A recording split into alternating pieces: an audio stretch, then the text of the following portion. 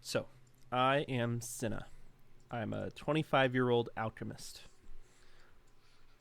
Years ago, Sylvina saved my life, and for that, I need to return the favor. 2 years ago, she went missing. The circumstances of her disappearance were a bit peculiar. Plainly, werewolves and a dense fog. She and her party explored the forests around the city of Dewhurst, trying to put a stop to the werewolves. Then, one day the attacks stopped, but neither she nor her companions were ever seen again. Now it's 2 years later, and both the werewolves and the fog have returned to Dewhurst. Myself, along with a group of circus misfits, journeyed into the woods in an attempt to find evidence of Sylvina's whereabouts. After a brief fight, we encountered the fog, and with it, disorienting visions. We each saw what we feared most.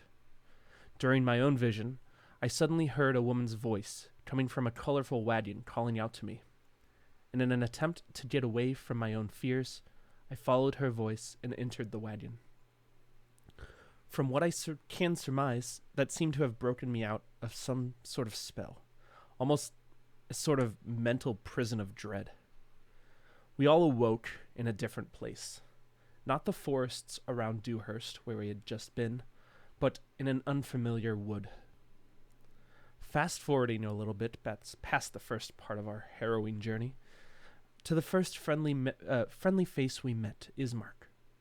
Ismark is the burgomaster of a small town, and his hospitality had no limits.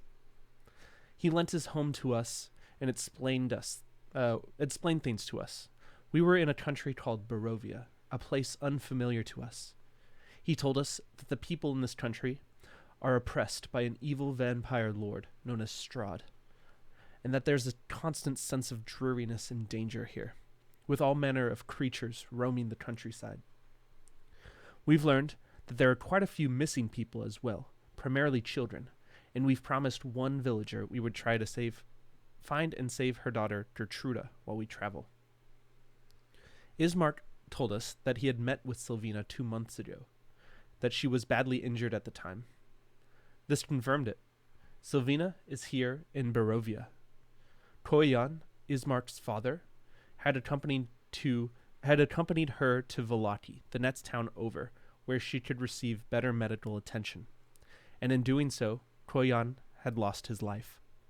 Ismark had found his father returned to him in a casket at his door, with no information about what happened to Sylvina. We spent some time and helped Ismark put his father to rest. Then, the next day, we made plans to travel to Valaki to find Sylvina. Ismark told us that we should be wary of the night and to only travel during the day. He did some other stuff. Oh, he also mentioned our first destination should be the Serpool, a body of water where a group of people called the Vistani have made their home. We could find shelter for the night there. We said our goodbyes and ventured out into Barovia proper along the Schwalich Road. We've been traveling along for the better part of the day when we came to a stone bridge crossing over the Ivlis River. We took a small break at the crossing, and our warlock Dane absent-mindedly started eating another slice of that dream pie that we were given. Out of fear of some sort of possible addiction, we threw the rest of the pie into the river and continued our travels. The last hour of traveling have been through a wooded section at a slight incline. Following the road, we're now deep within a gnarled forest, and we've just come to a fork. The left fork is where the main road continues uphill on towards Castle Ravenloft and Valaki. The right fork cuts downhill, back towards the river, in the direction of the Serpool.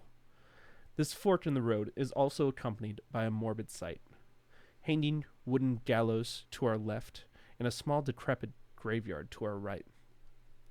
Before we could continue any further, however, our paladin Ermin, or Arcs, or whatever their name is right now, is currently freaking out about a tombstone, saying their name is on it, and saying that the body hanging on the gallows looks like him. I decided to cast like me! I decided to cast Detect Magic. uh, to try and understand why they might be seeing things, and we've managed to calm them down, explaining that they were under some sort of spell. And that's when we heard the howls in the distance. Beasts are drawing near. I can't talk anymore. It's time to ready our weapons.